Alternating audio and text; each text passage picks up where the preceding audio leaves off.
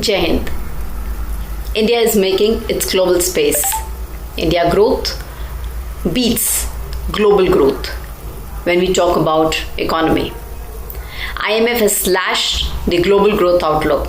UK is in a bad state. In fact, my friends had come a couple of days ago and they were saying why India has stopped supplying basics. Nevertheless, Germany is also expected to have recession, but India remains strong.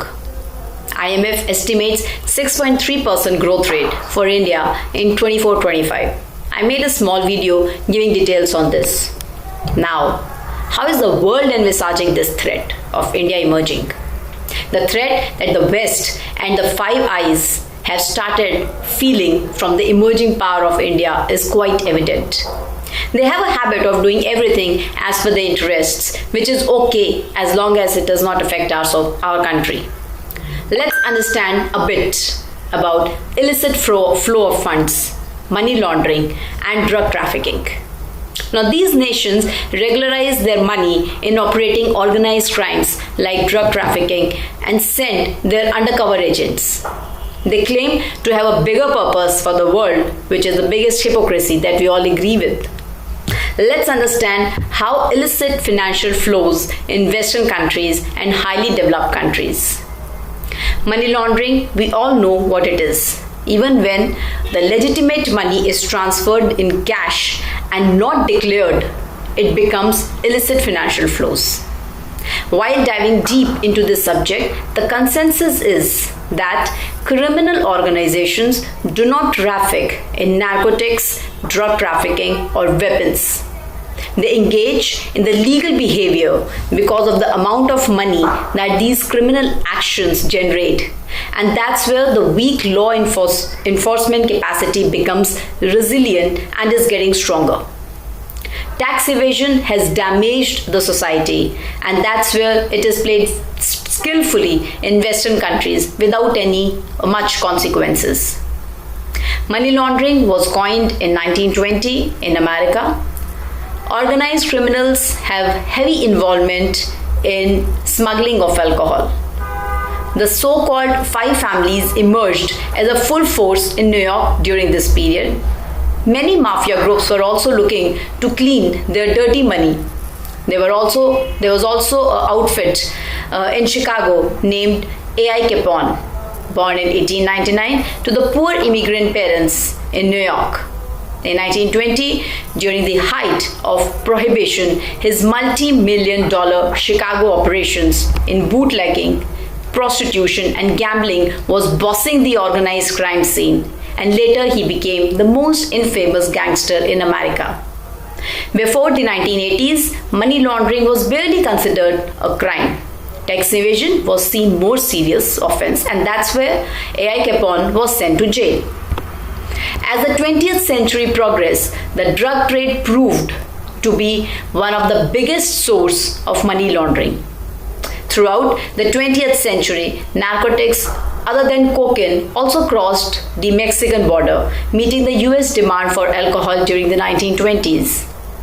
Prohibition, opiates in 1940s, cannabis in 1960s, heroin in 1970s. Most of the US imports of drugs come from Mexican drug cartels. Now I'm taking you to another geography of the world to get it aligned with the purpose of the video. The only dead nation is Pakistan, which is the primary transit country for opiates produced in Afghanistan. There was a significant increase in the trafficking of opiates into and through Pakistan during this period of 2001 to 2006 due to an increase in opium production in Afghanistan from 185 metric tons in 2001 to 6,100 metric tons in 2006. Now from Pakistan, the supply chain of illicit drugs to India is done in multiple ways.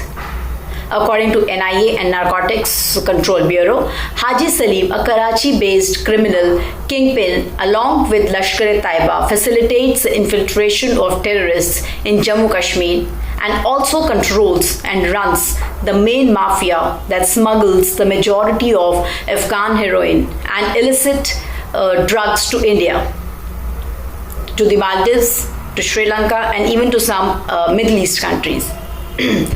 This cartel usually involves the mid-sea exchange of the consignment from the motherboard, which is usually Iranian, to small fishing boats for carrying drugs to Indian waters. The other network is through drones, which has been admitted even by Pakistani officials. Now, this flavor of drugs in Punjab has been introduced by Pakistan after the end of militancy.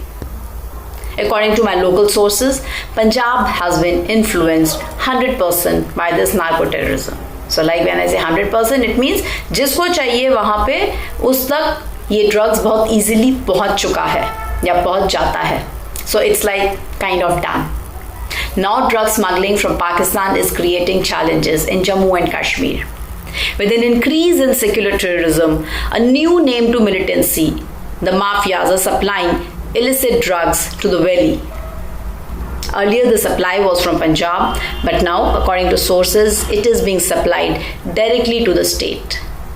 The first lead of drug money to fund terrorism came in March 2021 when NIA surfaced drug mafia in Jammu and Kashmir. Drug abuse and drug trafficking in Jammu and Kashmir are on the increase and is expected to worsen than terrorism.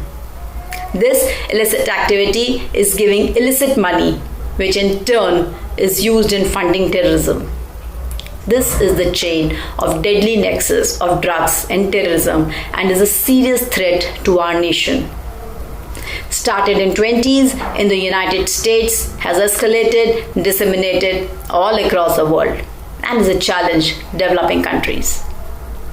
Be it Punjab or Jammu and Kashmir, any illicit activity in any part of our country is a challenge to the progress of our country.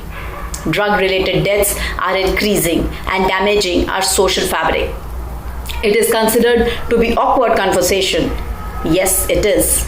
But it's relevant from the perspective of having an awareness that all these are influences of foreign mediators.